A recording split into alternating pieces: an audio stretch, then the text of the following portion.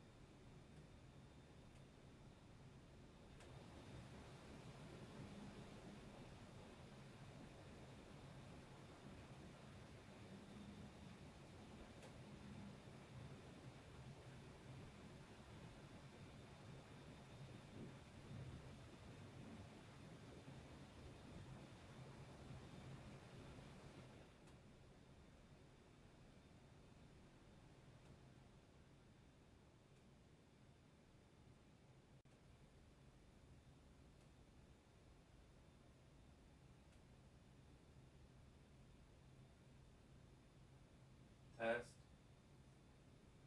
Nice.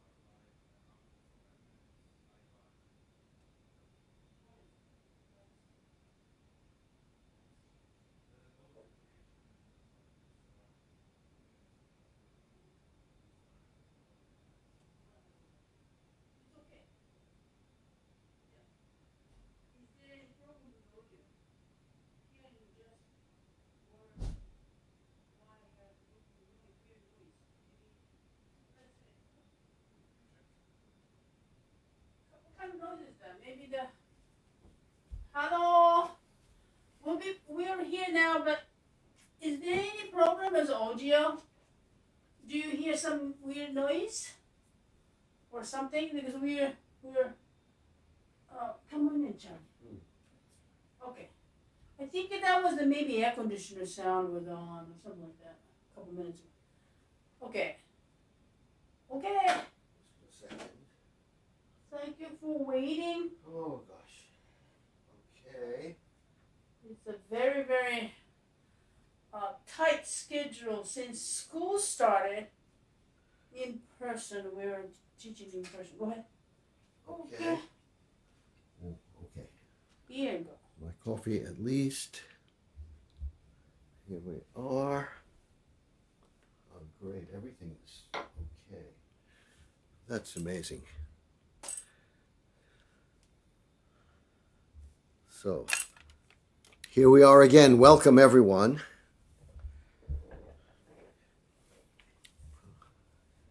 Let me see here. I have.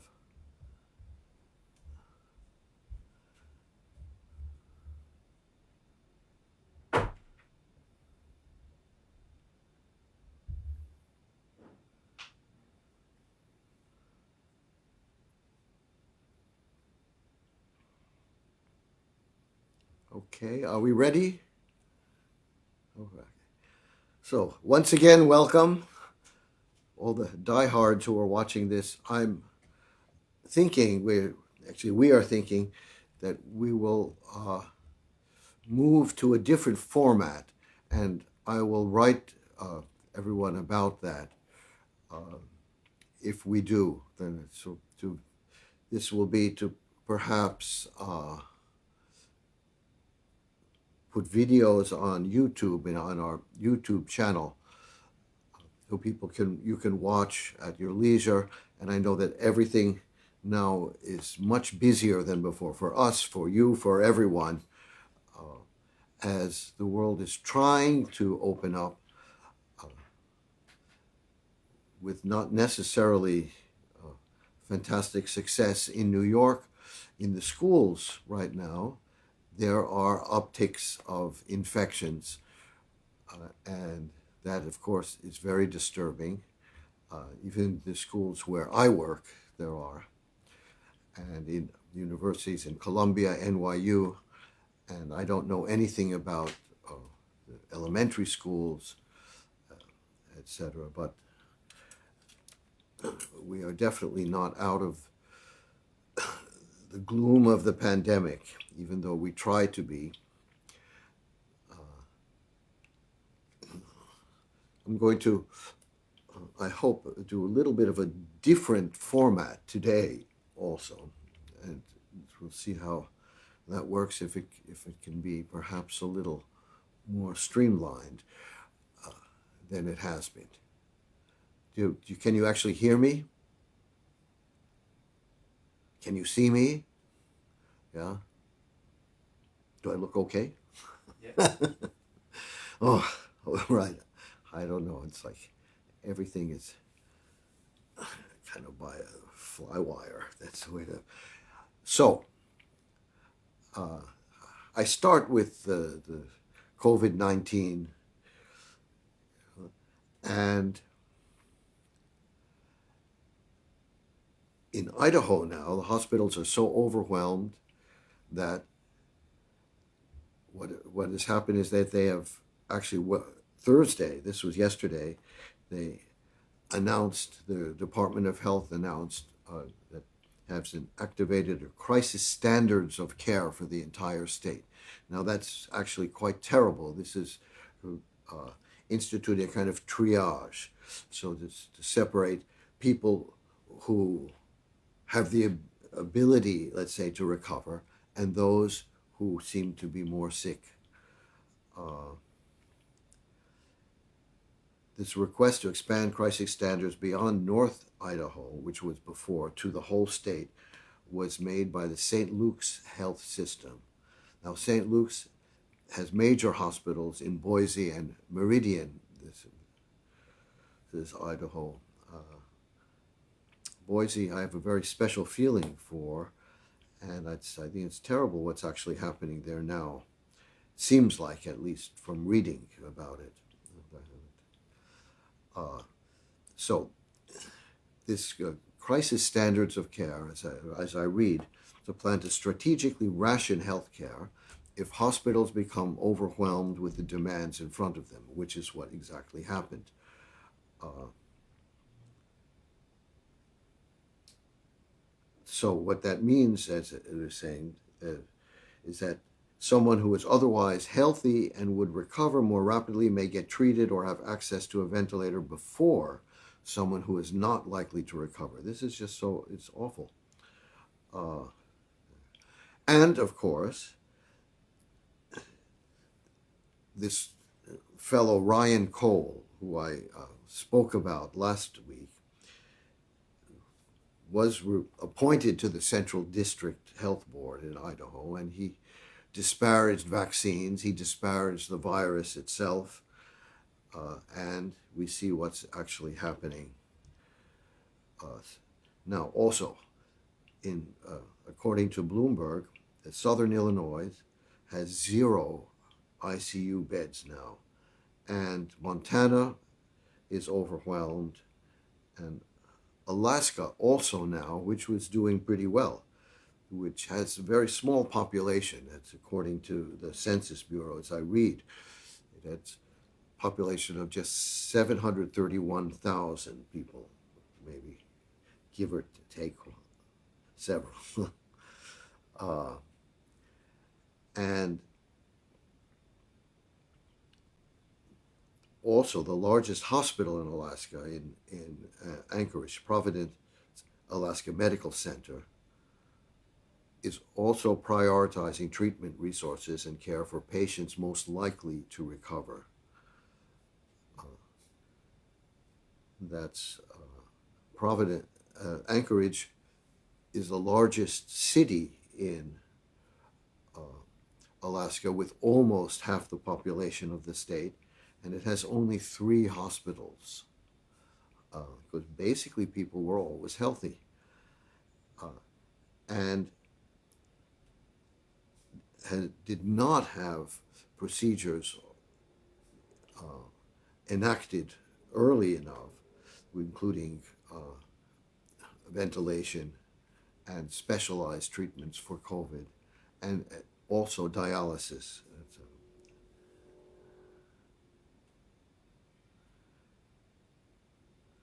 So, as I mentioned in my introduction, the United States has reached a grim milestone of 1 in 500 people dying from having died, I guess I should say, from the COVID-19 infection disease. And as I also mentioned, that masks much more grim statistics with certain sections of the population. Uh,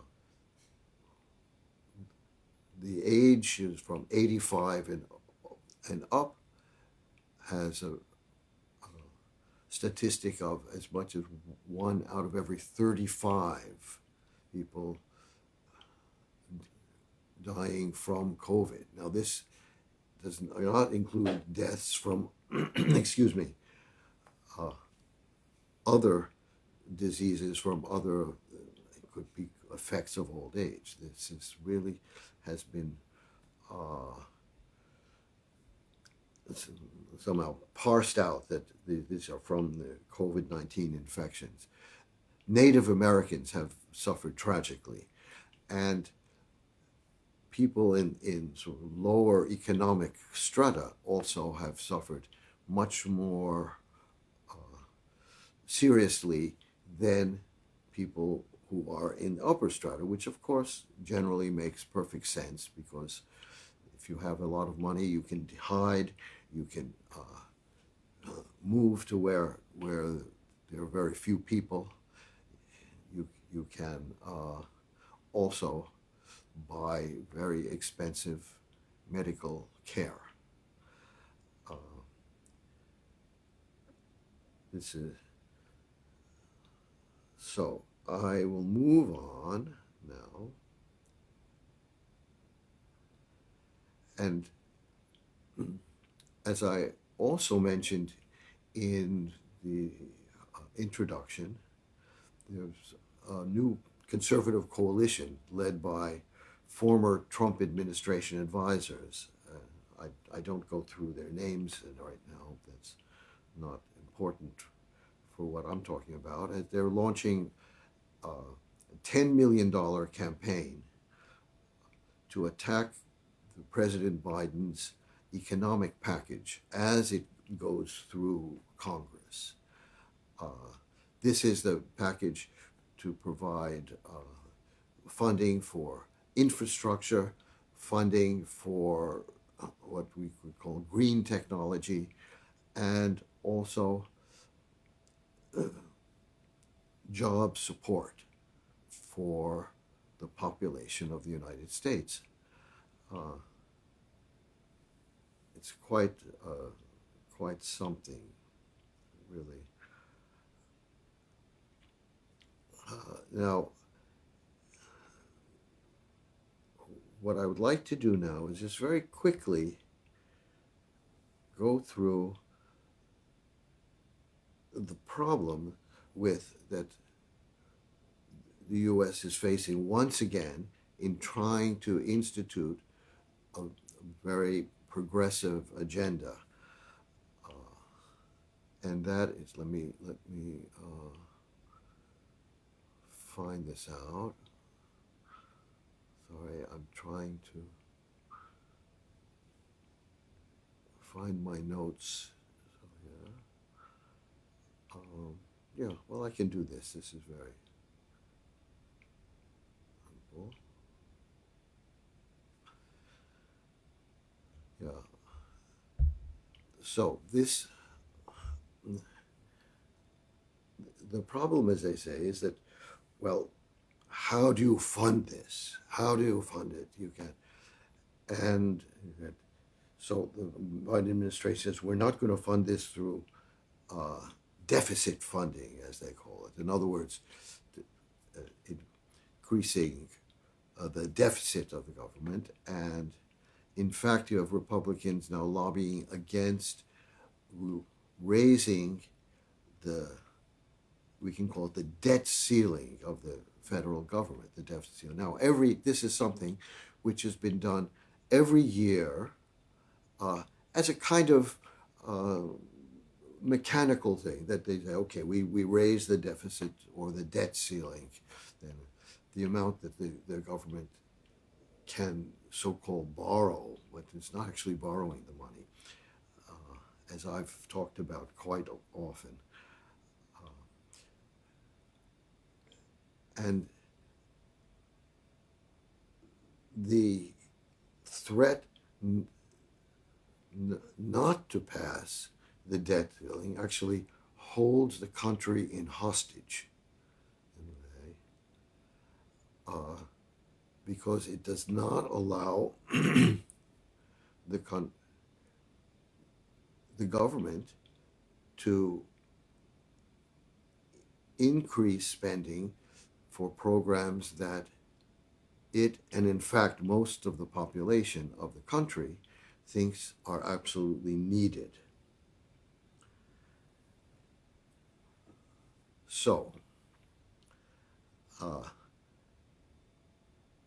anyway, part of this comes because the Biden administration saying that we are going to increase taxes for the very wealthy of the country. That's what this. Well, this is terrible because uh, it's the very wealthy who actually are the economic engines of the country. Now, this is of course completely false, and the whole idea of what's called trickle down uh, economy has been consistently proven to be a complete fallacy. In fact, what happens is that the the wealth which is accumulated at the very top there is actually skimmed off of the economy rather than channeled back into the economy. So it, in fact, creates a situation where there is actually less money in circulation to cover various economic projects and basically to keep the economy functioning. It creates an actual deficit. This is and if you think about it, that makes perfect sense, because if someone has millions and millions and millions and billions and trillions of dollars, let's say, or whatever currency, that person is not going to take all that money and just put it back into the economy. It's impossible. They can't, even no matter what, even through charitable activities, it's going to be a tiny percentage of that. So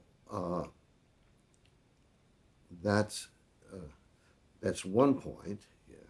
Now,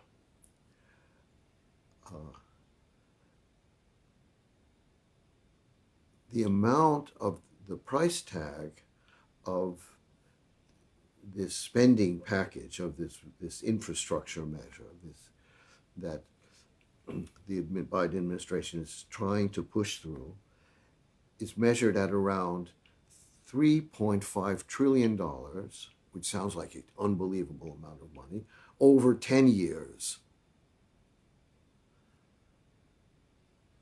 Okay, now, this is comes out of the Washington Post. The U.S., what is called the gross domestic product, GDP, and there are problems with this, but I don't get into that, which it measures the value of production, so to speak, is expected within those 10 years to be around $288 trillion, which means that this $3.5 trillion makes just a little over 1% of this 10-year, what do I call it? 10-year, well, total economic, total economy of within those 10 years. I don't know why sometimes I become tongue-tied with that. This has happened since I was actually very little, so it hasn't changed, but I think it's gotten better than when I was probably 5 years old. But it's still there sometimes. So yeah, they say 1.2% of the economy if you calculate it exactly. But now let's look at the military budget, which somehow is not affected even by the debt ceiling that we have. Now, that military budget, which is passed without any kind of argument, any kind of thing, is around $700 million a year. Now, within 10 years, what is that? That's $7 trillion,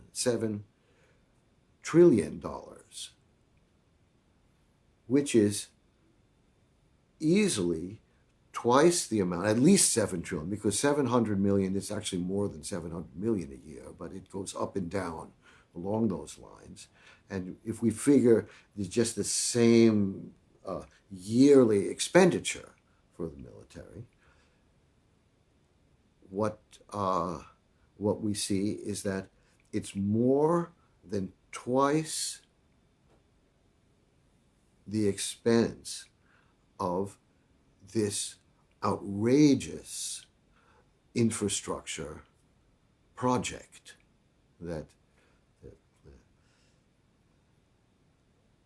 so the question I have to ask is, the people who are pushing against it because somehow it's too expensive and you want to tax people who should not be taxed, etc., etc. What is actually their true motives? And that even includes two Democrats who may actually uh, destroy the whole effort, I would say. That's the Cinema and Manchin. Uh, and I don't, there has to be something else involved in this. Now, I also just have to remind everyone that the way things work when when the when a country has its own currency is, that the government issues is that the debt of the government is of course the asset of the people itself.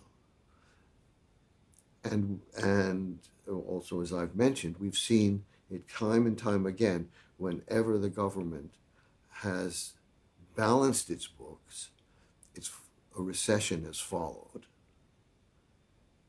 You see. Uh, and I don't know why this kind of zombie idea that that the government is like a household just remains, and it can't be just beaten down, and and why doesn't it disappear like the way it should disappear? Uh,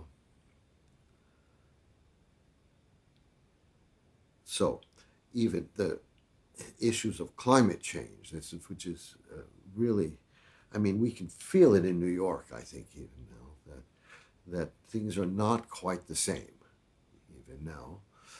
Uh, and these studies, which were just released, which mentioned that if there's concerted multinational effort to control the increase in temperature, it's possible that it will rise only 1.5 degrees, so which is something which we can in a certain way live with.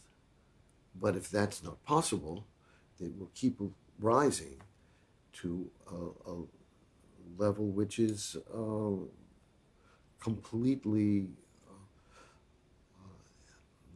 inimical to life itself. Perhaps except for few organisms like roaches, who seem to be able to weather everything. And so that's that. I'm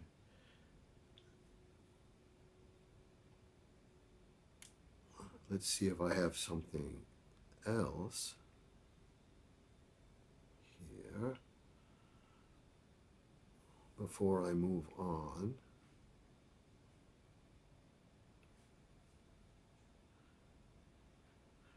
Yeah, I forgot actually whether I uh, mentioned this last time or not, but last week or not, but with climate change and also pesticide use, it turns out that relatives and wild versions of staples such as avocados and vanilla, coffee, chocolate, many things are actually threatened with extinction. Oh, we have visitors. I think these are people who are come to plug up holes in our walls. It's, yeah. So And there's something that has been coming back which actually disturbs me a lot, and that is the idea that genetics, or that genes, are play a deciding role in the development of people. And I'm not going to talk about that now, but I will talk about that in the near future, next week, or in a YouTube video or whatever. That, uh, and okay, let's see. Uh,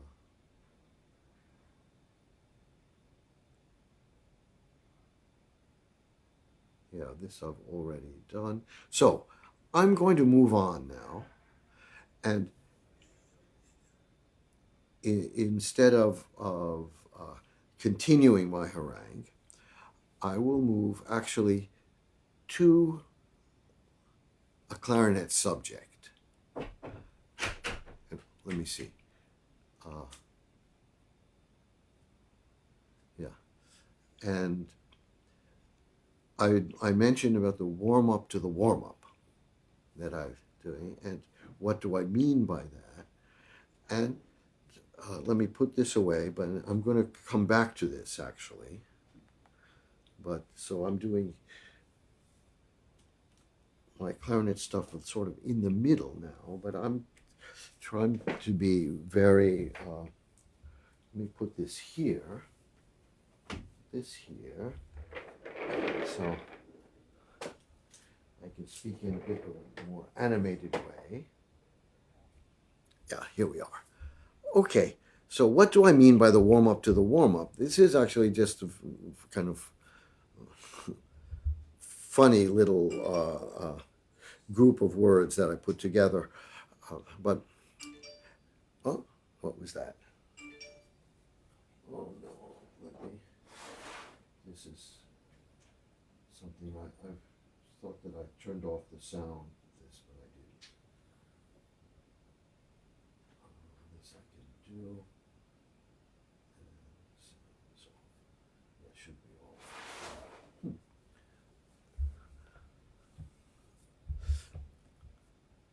I don't know why my little bits of technology don't heed my wishes completely. They all have minds of their own. So it's just what I find more and more is that it's most important to actually do stretches, different kinds of stretches, before even picking up the clarinet. And this is what I mean by the warm up before the warm up. And you can do yoga, you can do many things, but even just very simple kinds of stretches this way. And this is, I think, the way, just as in sports, we avoid injury. Because even just picking up the clarinet and playing and then trying to move the fingers quickly before you're limber enough will create extra stress. And this is very, very obvious and not something earth-shattering that I'm telling you. But I will just sort of demonstrate stretches which I do routinely this way. And there are a few different kinds. And for that, I think I can't, yeah. Oh, I was excited this morning. I even forgot my coffee.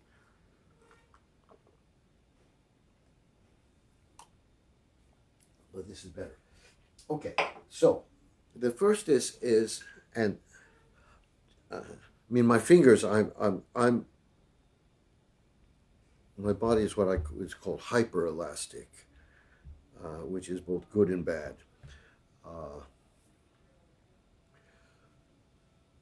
so I've have problems because my fingers all go this way and that way. So I need to actually spend, especially see you take a look. This finger here, this here, this my thumbs. This is these I feel are classic clarinet thumbs, but um, so the first thing is just moving the fingers, which I do a lot, and I even just go like that, and I think that seems silly, but it's very helpful.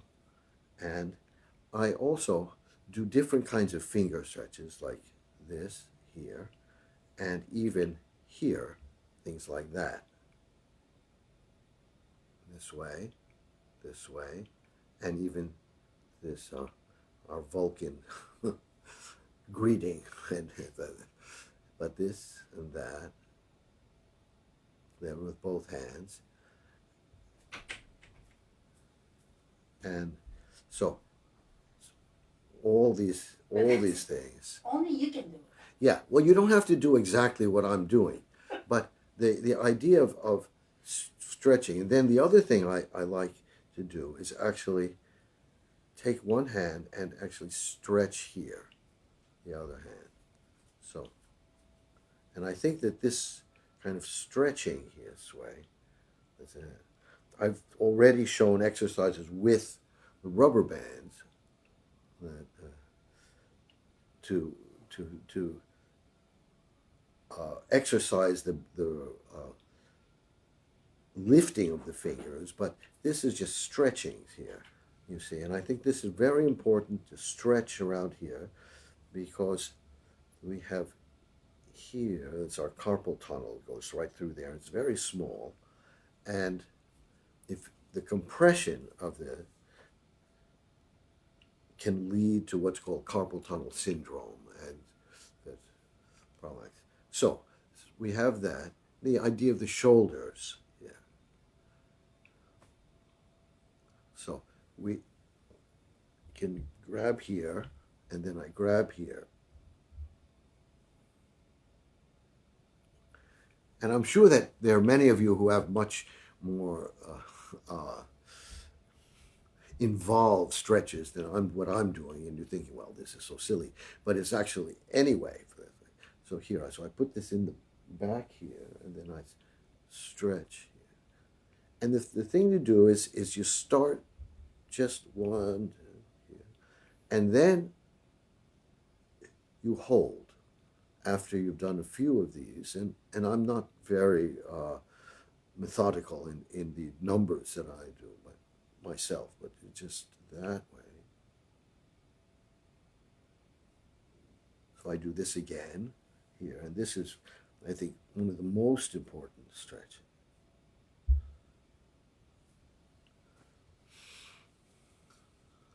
Then of course there's just putting down here and different moving here, moving here. This is all very normal to this. But the reason I'm mentioning this, you can have something very systematic or just something that's very ad hoc, but it's very important. I think I find it for myself critically important to do this before I pick up the instrument in a way. And when I don't do this, there's always something that doesn't work correctly. Uh, so this is another. Then I do different things, which I'm kind of isometric. So I press here. So come on.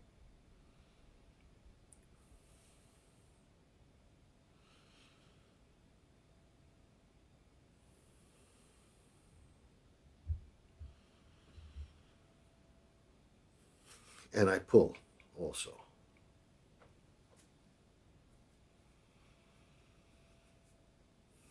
And together with that, I breathe in and through my nose.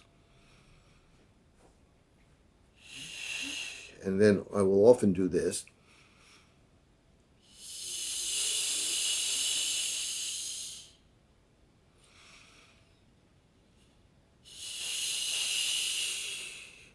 And as I exhale through the he, this way, and this he actually sort of keep on practicing it.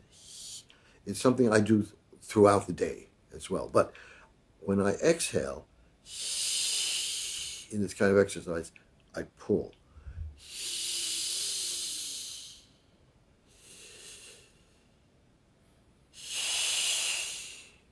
My nose.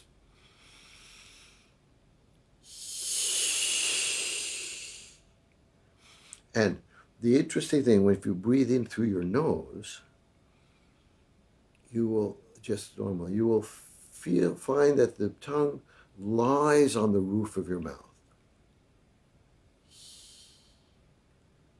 This way, lies here, and then by the exhaling,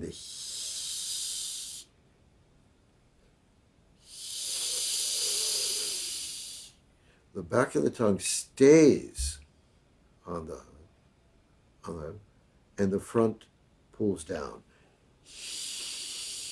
Not but so you feel that back of the tongue, the feeling.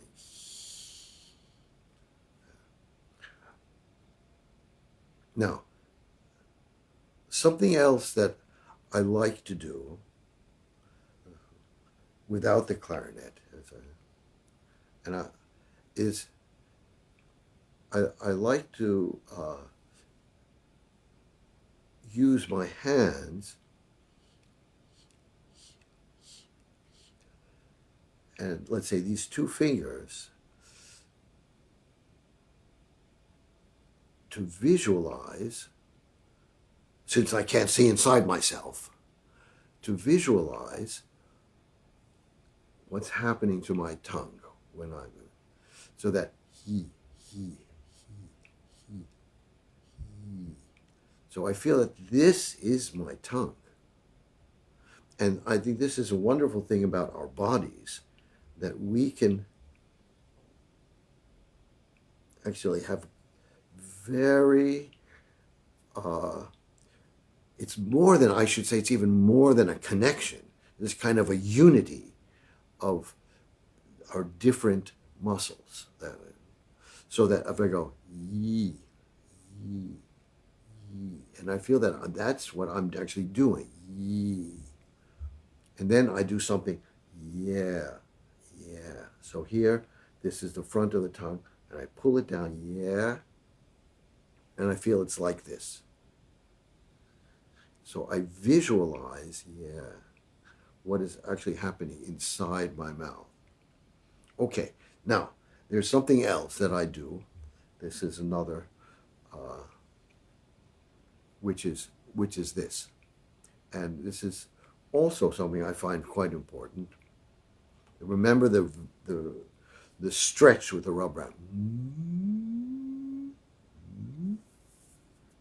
So I stretch, and as I stretch, I actually try to suck my lips inside. So they're very tight on against my jaws and my teeth. So it's not simple, but I suck them. And then, this is something I think all of you should try, which is, okay, and for many, it's difficult. For many people, I've shown this to students and in classes or whatever. It's a little thing, and sometimes not like that, and it's because you have to feel that, like with the straw, you are actually sucking in.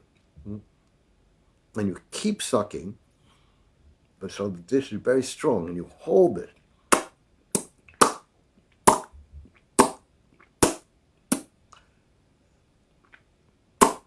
That way. So it does go like that, something about saying in, out. And this strength here is very important. I have to just go back in time. That's a second. Because I'm not sure if I actually talked about this, because it's my father, who was a wonderful musician, fine clarinet player, very person who was interested in so many different things.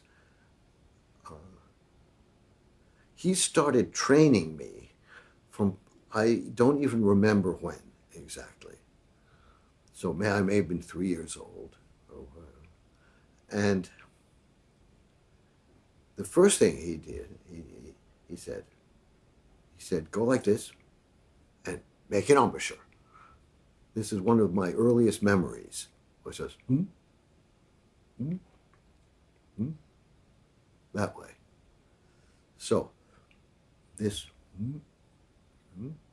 is it's something that he had me do from when I was a baby. Maybe that's another reason why this is so strong. This is one of the few muscle groups that I have in my body, which are really, I could say, Olympic quality. You know, I have super lips. Can you actually hear me okay? Is that all right? Because I'm sort of talking to myself now and the camera. Okay, so that's that. And now, this also is very good for, I do this as well. So I put this finger here and these fingers here. And I've done that with you here before to feel the little resistance when you're lifting the fingers that you can feel, which gives you this kind of motion, which is not that sort of sudden motion, but can fill out the rhythmic space.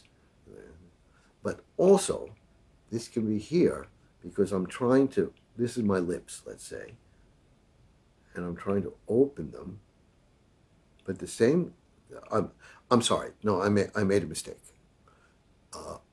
This is my jaw here, and I'm trying to open, and these are my lips, which are closing. So we feel this pressure this way. And that's why when I talk about the stretch of the mouth, this way, that it actually still seals around the mouthpiece. You see. That way, because the lips are closing as the jaw is trying to open. So that's that. Okay, there are many other little things I do. Of course,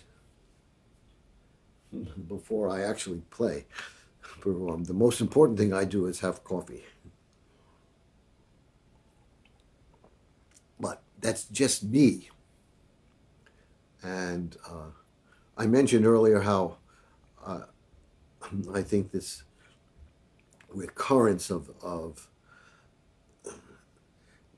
the idea that our genes actually determine our futures. That's which is very dangerous. But I have to admit that my father also, coffee didn't affect him at all. So he drank a lot of coffee, and I guess because I'm a product of both my father and my mother. My mother didn't really drink coffee, that I'm sort of in between. So coffee does affect me, but in a very good way. but my father he would drink it like water, and before he went to sleep, whatever, it would not at all affect him. Uh, okay, now one more thing I wanted to speak about, and I'm not really talking with the client, has to do with balance, and that's another thing that I practice as a warm up before I actually warm up, and I don't kind of really warm up with the instrument so much. But as I said, uh, I've been sort of warmed up for, I don't know, at least 40 years. So I'm just warmed up. But these I find very important. But this balance, the sense that I feel a kind of pressure on my feet this way, and that my weight is very low. And if I'm sitting down,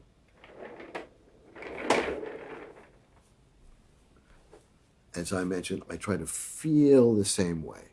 And I try to feel that way before I play. Sometimes I forget, and then I don't play very well. So I think this is this sense of form, as I was mentioning, as kind of groundedness is critical for me. And with that in mind, if I can, I don't know if uh,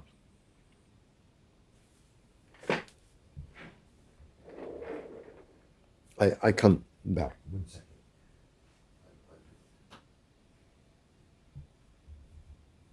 Hi, John. Can you come a second? I want to also.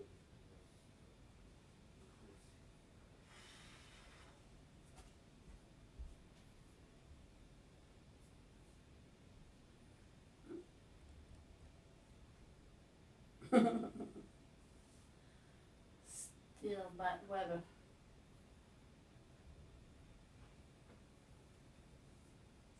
Oh. Yeah, this is 1 minute. Okay, but I'll be also here. So here, I just wanted to show you. This is recently, I found this, and you can use broomstick, whatever, but have a pole here. If I don't know if you can see if you get the whole thing, it's going to be a little bit difficult. Maybe you go back, but just first that, and then you can put here, and then feel here how your shoulders go in. Is this okay?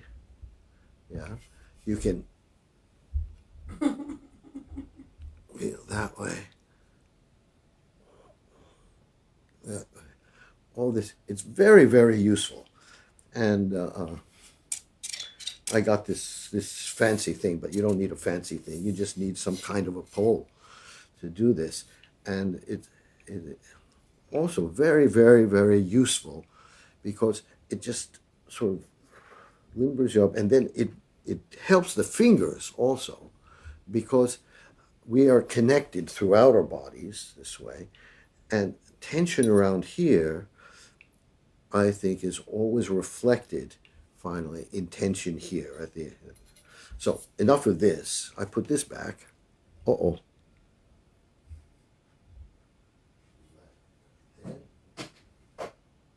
I briefly take the clarinet here. Let me see. Which one is this? Oh, this is an A clarinet. And what is this reed?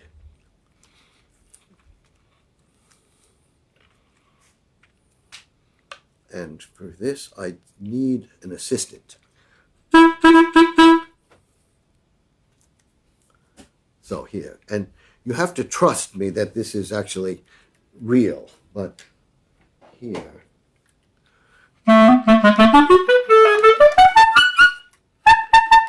1 second. Okay. So what I uh-oh.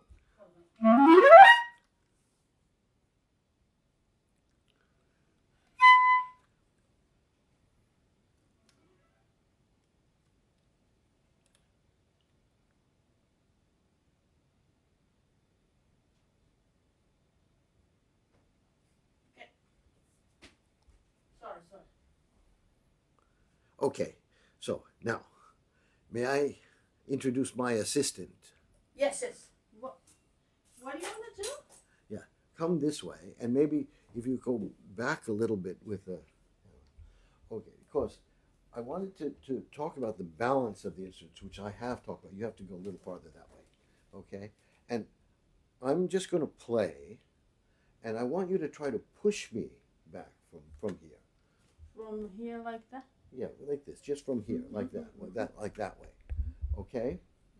Uh, and I've talked about this before, but I haven't had an assistant to actually try to demonstrate this. Now, this is something that I do in master classes, et cetera, et cetera, even uh, with, just kind of random people, random viewers.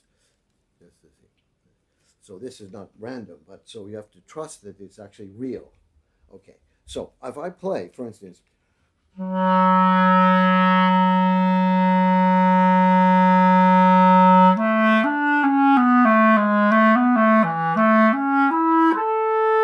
yeah, but you can try, you can do more. More. Yeah. I'm pretty. Yes, pretty much, but try to do more. Okay, so here we go.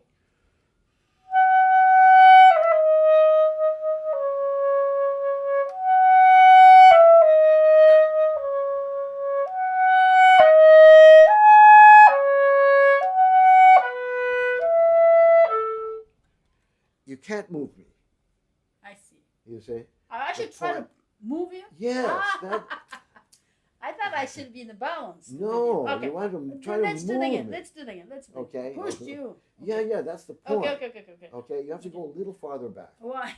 No, because I need to. You have to try to push the end of the clarinet. Okay. Okay. So what do I do? Okay, here we go.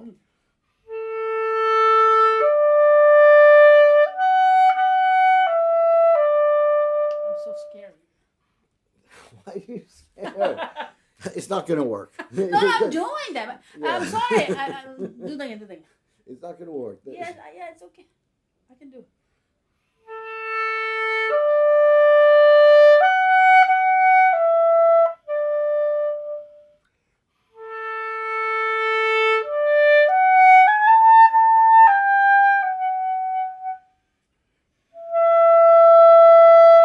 Okay, anyway.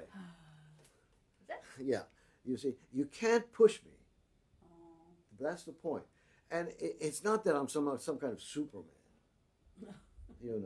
It has to do with balance. It's the way that I'm balanced when I'm playing. But now the other hand, what I do is this. Here. So you push me and then release. You see? I fall forward. Now this is what will happen to me in general. If I'm playing, you don't have to do anything. Right. I fall forward. You see? This is so I feel that the clarinet is keeping me up. And my point of balance is in between this way.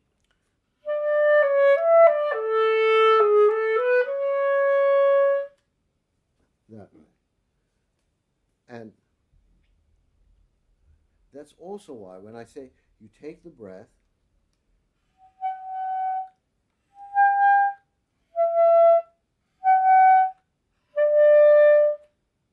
and it works because I'm always doing that. And what does that do to the reed? You see, and the shape of the reed is such that if you just put it here and play, you actually squeeze the tip down, and eventually the reed will actually push that way and become what's called warped. Can you see me? Yeah? Okay. But if you're playing this way, it's what I call counter pressure.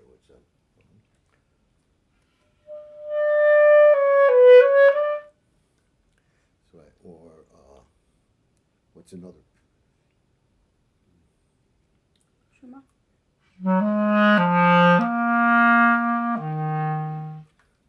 All of that. Since I'm pushing this way and that way, what happens here, and I can put this here is, let's say this is the reed, and it's upside down because that's easier. I don't want to go this way, yeah? But here's the reed, upside down, and if I push this way, of course it goes this way. Now if I push this way, you see what happens to things? It will happen to all of your fingers, even mine or even more, but anyway, that way, yeah. So what that means is that if the pressure goes this way into the harder part of the reed, you actually open the tip.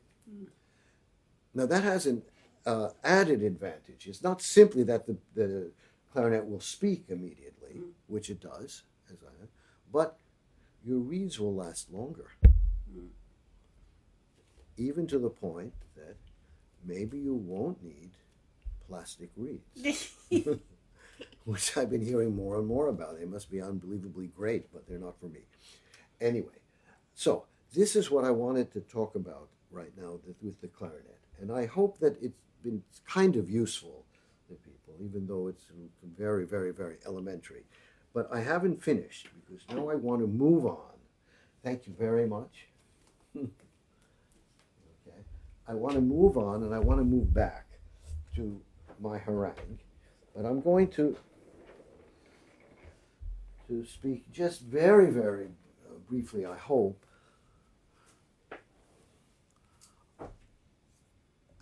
about Billie Holiday,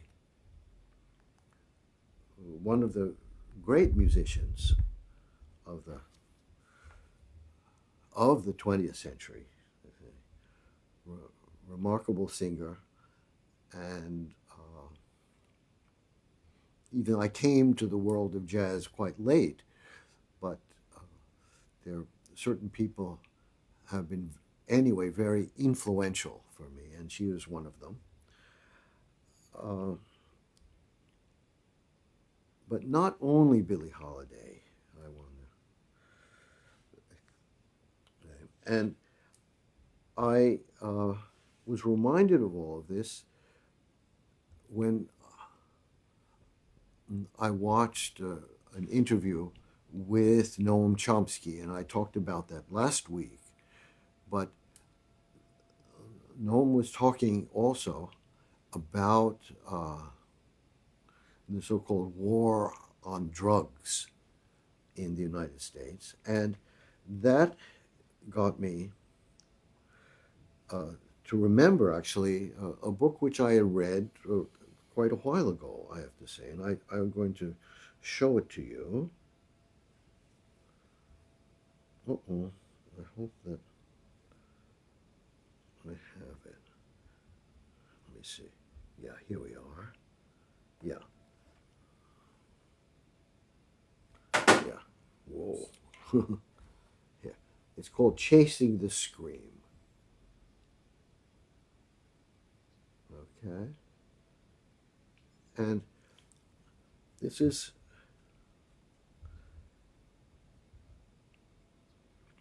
a good part of the book is about, here, let me get to my, where's this? I want to put this way. So I'll talk about this. Right there.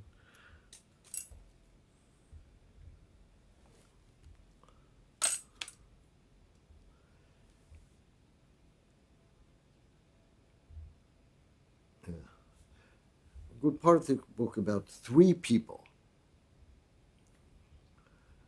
It's first is Harry Anslinger, and this is the person who Chomsky talked about how he very much instigated and orchestrated and I'd say escalated this war on drugs. Yes, Harry Anslinger, who was born in 1892 and who lived a while to died in 1975. He was the first commissioner of the Federal Bureau of Narcotics, and he was commissioner during the Hoover administration, Roosevelt, Truman, Eisenhower, and Kennedy. He was a very big supporter of prohibition, and he was a psychopath who took very personal interest in prosecuting and harassing and intimidating people. He persecuted jazz musicians and especially Billie Holiday, who somehow the fact that she was very independently minded was something that he just could not stomach at all. And it was not him personally, but I think as a result very much of this persecution of Billie Holiday, she actually died. So was killed, in a sense, by the Bureau of Narcotics. This,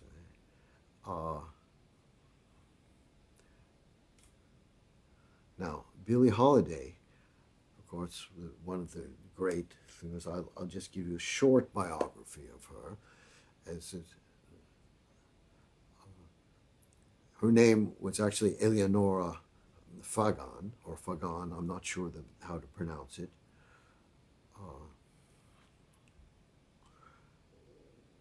And she grew up in Baltimore, had a very difficult childhood, of course. She was the daughter of this unwed teenage couple. It's this Sarah Julia Sadie Fagan, and maybe people think that it's the actual father, Clarence Halliday.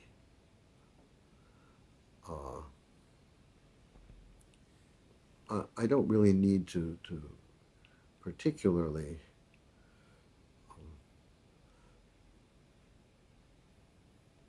talk more about her life. You can easily read about it, and she has a very interesting autobiography as well, called "The Lady Sings the Blues." And one thing that I thought was wonderful is she came to the world of jazz after listening to records of Louis Armstrong and Bessie Smith. That's right. And then what is wonderful, and I will actually present that a little bit on that.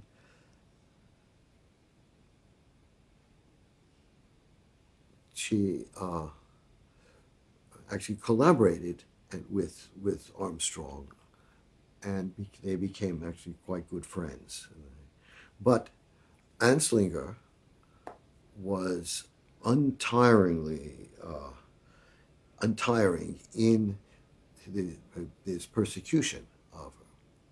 Now, I speak about the third person, that this Johann Hari, who the author of Chasing the Stream. And the third person is Arnold Rothstein. And I will see if I have a picture of him. Yeah, here it is. This is Rothstein in 1926. Okay, and you wonder who this person is because he's not really well known now. But he was called the Brain very much, and he was the first drug lord, and he controlled narcotics throughout the East Coast of the United States early in the 20th century. I give a little bit of a background. Now, before 1914, drugs in the United States were not illegal, in fact. And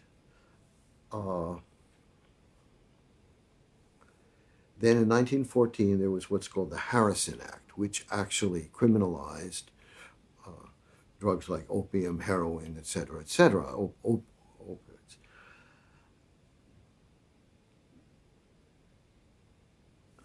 Now, I'm not going to speak very much, but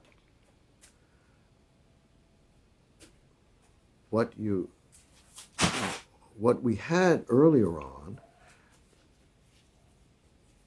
is that at least 22% of drug addicts, this is what I'm talking about by the end of the 19th century into the 20th century, were actually quite wealthy.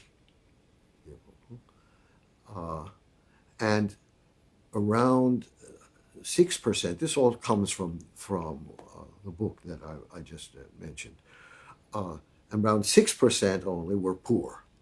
But the problem was these poor people. That was. And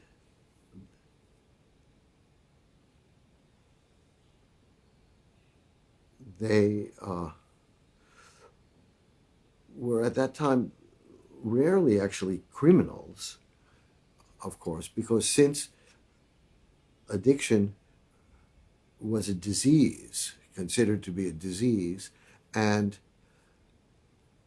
the price of narcotics was actually quite low, because they were just sort of what you could say medicines in a way. That way. But anyway, there were people who thought that, well, these people may be dangerous, whatever. And the Harrison Act was passed, criminalizing the drugs. Now, what he said, the doctors saw the results of the policy changes. Here, and this is, here were tens of thousands of people in every walk of life frantically craving drugs they could no longer legally secure. So what that did was it actually spurred the development of the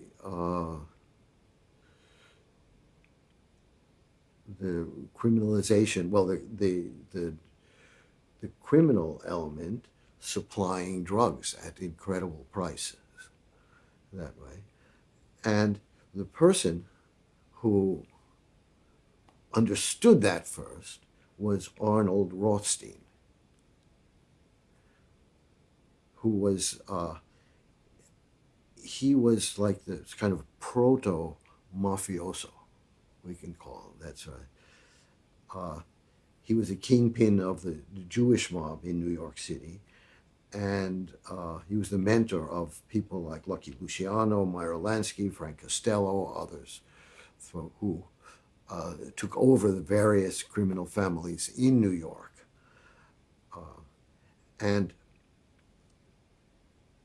what he did was he transformed organized crime from a kind of ad hoc activity, so it's not really organized, it's just sort of little gangs of hoodlums, into what was big business, run like a corporation. That's right. And so from that time on till now, we have a kind of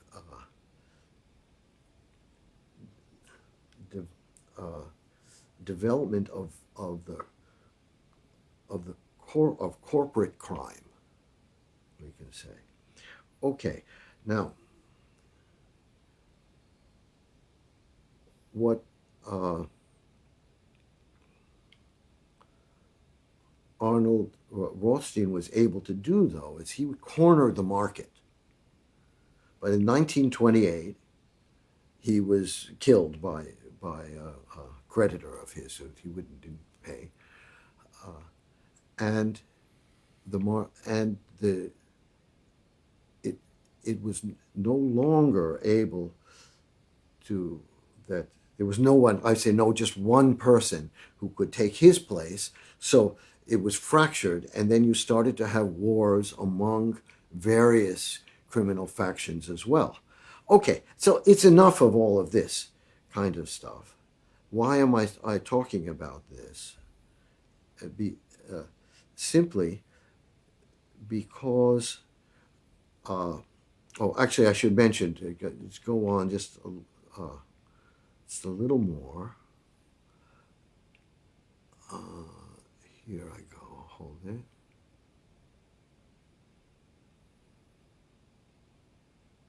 This, sorry, I wanted to, yeah. That there were two brothers, this Edward and Henry Williams. They were two doctors. And they were in practice before 1914, and especially Edward, one of the brothers, was someone who, in a way, supported addicts by giving them prescriptions for the narcotics that they were using.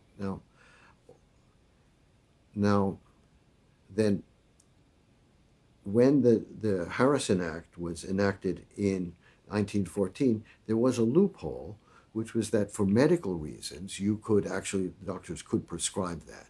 But that was actually finally, and Anslinger had something to do with this, actually annulled. And Edward was actually caught through a sting operation prescribing the opium for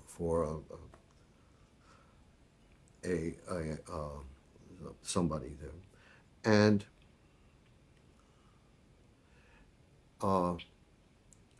he was imprisoned, and his brother Henry was mortified by this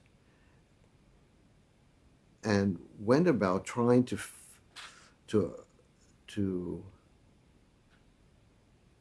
understand what was actually happening with drugs. And this is a big point that I wanted to make.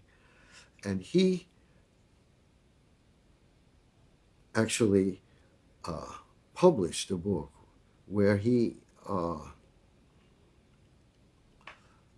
stated he thought he found proof that in fact Anslinger was paid by the mob to enforce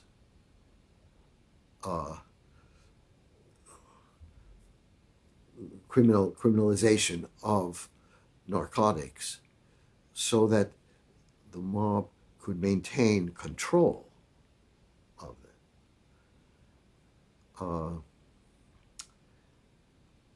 it. It turns out that that's not exactly right, but in fact,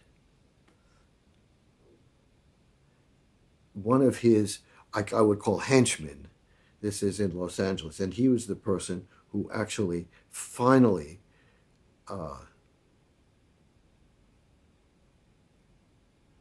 was responsible, I believe, for the death of Billie Holiday. His name was called Big Chris.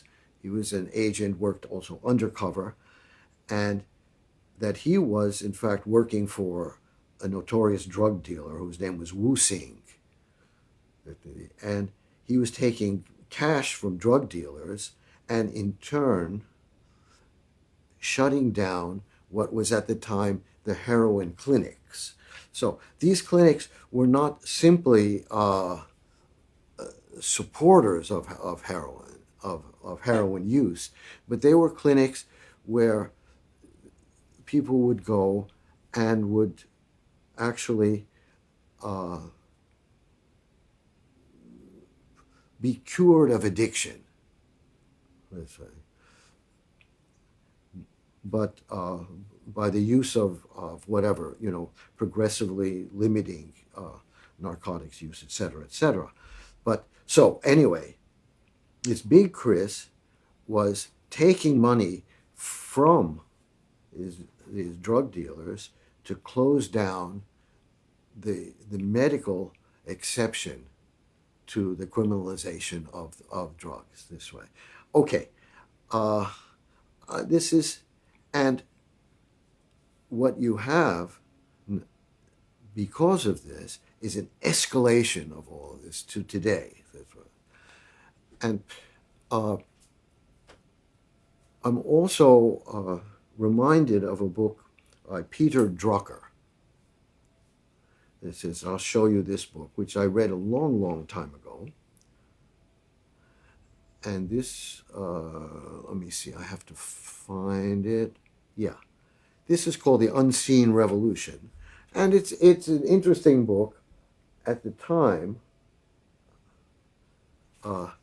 Peter Drucker was a specialist in management. So he's an economist. And this book, at the time, which was, he wrote this in the early 1970s, where he showed that pension funds in the United States actually controlled most of the assets of big businesses, which meant, in a certain way, because pension funds sort of belong to workers, etc., that there was, in a certain way, de facto socialism. But the pension funds did not have an actual say in the operation of the companies this way. Now, since then, of course, unions have been decimated in the United States. So we have a bit of a different situation now. But the one thing that came back to my mind was he was talking about the difference between wars and what he called crusades. Crusades are kind of wars which, in a way, have the idea there, but are hopeless and pointless and counterproductive.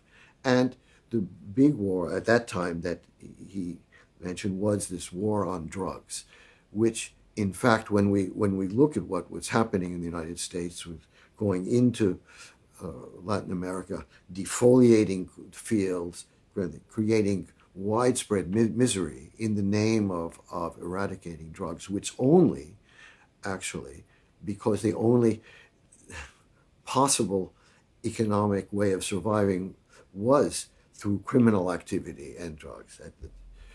Because of the actions of the narcotics agency and the United States. Because of that, this war on drugs, the actual problem of drugs and problem of the criminalization of drugs became worse and worse, and it becomes worse and worse till today. I don't know why I'm speaking so much about drugs, because personally I don't know anything about it. But I do know a bit about Billie Holiday and how her life was destroyed by Anslinger and drugs. One other thing I should mention, this is, again, kind of a tangent. This is from the interview with Chomsky, that one thing that happened was you had cannabis or marijuana and hemp. And hemp, this was very much Anslinger had to do with this, was put in the same category as marijuana. Hemp is very useful. And according to Chomsky, what he mentioned is that there was widespread, what should I say, activity on the part of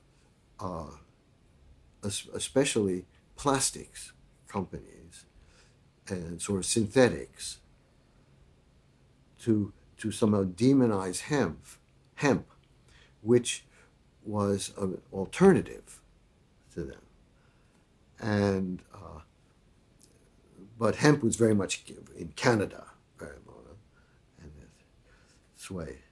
So Chomsky's idea is that very much the movement to put hemp in the same category as marijuana and to actually make hemp itself illegal had much to do, I should say, with trying to secure the market for synthetics in it. And perhaps the world would be a little bit different had the development of products using hemp been more widespread or not sort of what, as I should say, were sort of halted. Okay, I've had enough of all of this, and what I want to do now is just play 3 small segments of Billie Holiday. 2 of them will be with Louis Armstrong.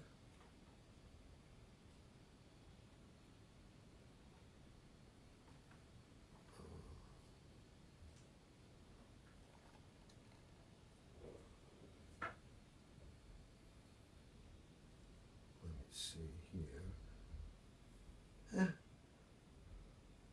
I know, why am I such a basket case with this stuff? This is should not be. Yeah. Hello. Here we are. Okay. So I start with this. This is Billie Holiday and Louis Armstrong, and it's The Blues Are Brewing. And let me make sure that this will work. Just hold it.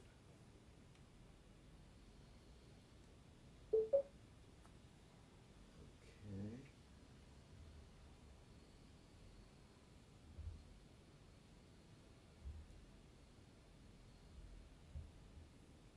It should work. Let me just check to make sure it does.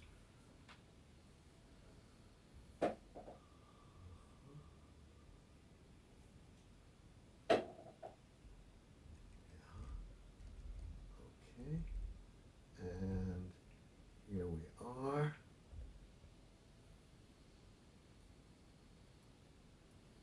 If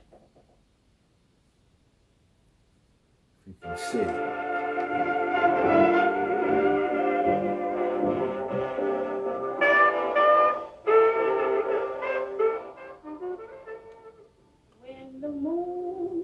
If you can see this at all.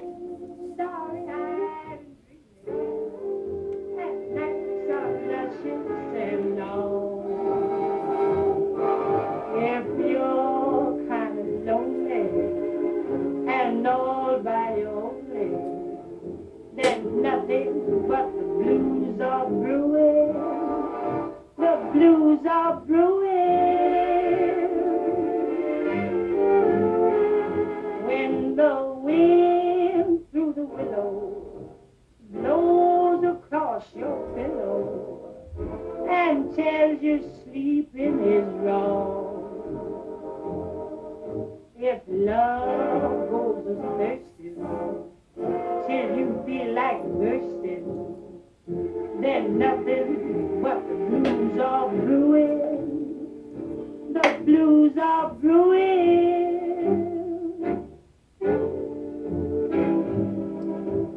Suppose you want somebody, but you ain't got nobody. You only got a gleam in your eye till somebody's found you and puts their loving arms around you. You got the feeling you want to die. But when the Lord up above you sends someone to love you, the blues are something new. Your soul is doing the things that you're doing. That love ain't got no time for doing. The blues. Okay, that's one.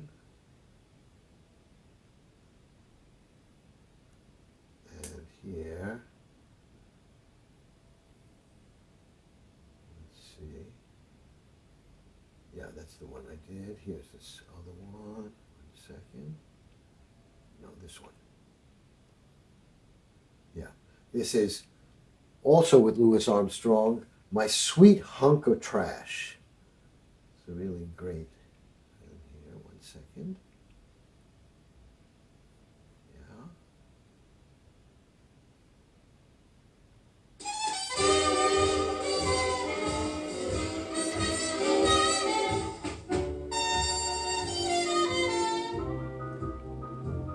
You don't add up too much. Ain't got that glamour touch. You're trifling lazy. Ain't worth a cigarette ash. Look out there, mama. Look out there. You're carrying too fast. Watch it, baby. You're just not good for nothing. My sweet hunk of trash. My, how you sound. You're very short on looks. Yeah. Dumb when it comes to books. Look out, baby. Watch it, honey. And you stay full of corn, just like succotash. What you want me to do in my idle moments? You're just a good for nothing, but my sweet hunk of trash. Let me get a word in there, honey. You running your mouth. You said I worried you for years. I'm just a barfly mooching beers.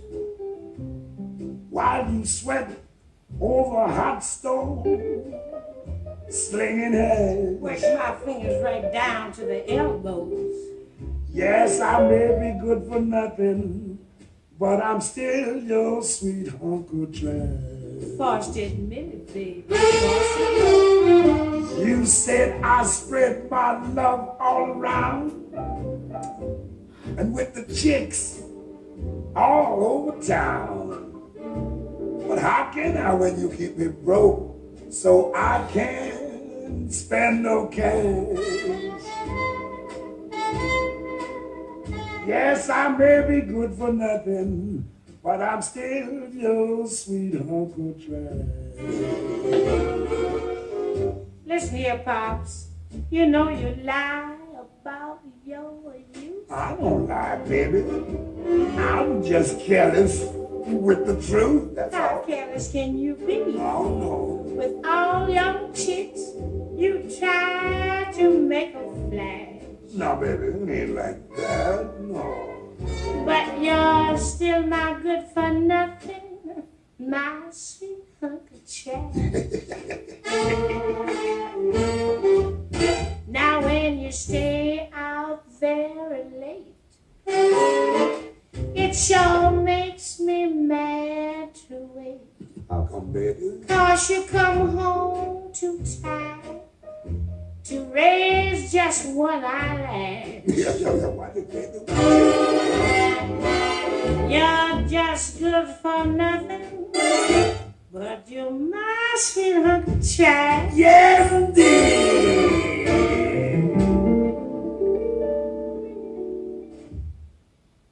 Okay, just one more. You just bear with me because this one, this is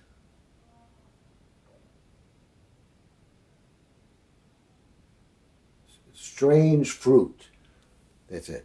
Now, Strange Fruit was the song which Anslinger could not stomach. Strange Fruit is actually about the lynching of black people, and it's something which made his blood boil and made his I should say inquisition against Billie Holiday all the stronger. It's really. So here we are.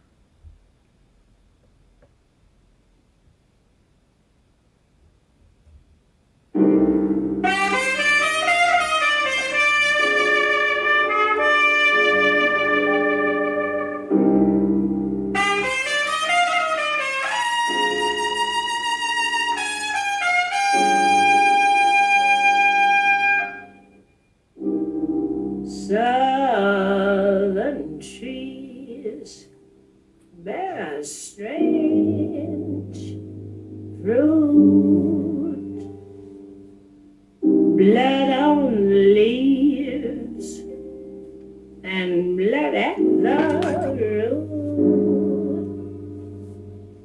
black bodies swinging in the southern breeze, strange fruit hanging from the poplar trees.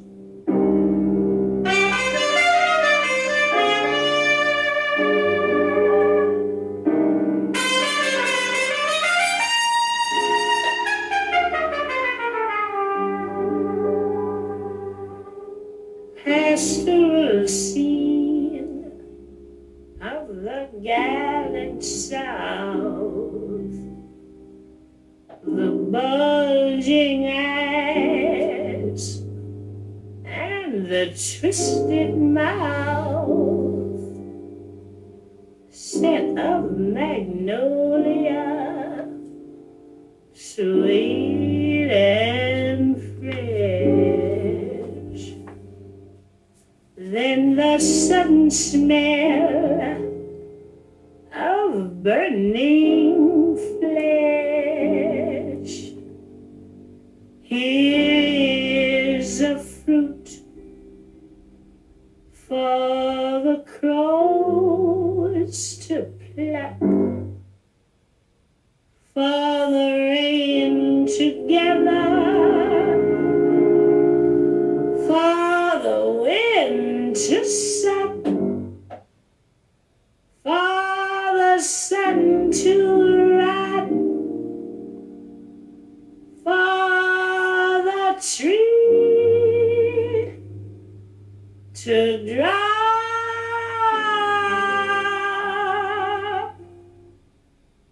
Here's a strange and bitter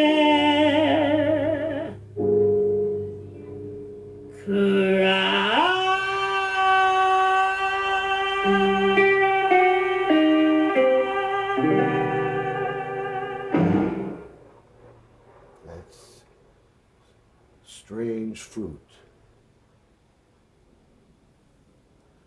And with that, we conclude today. Just one tiny mention. It says 1849, today, the 17th of September, was the day that the remarkable Harriet Tubman, who I actually highlighted several live streams ago, escaped from slavery.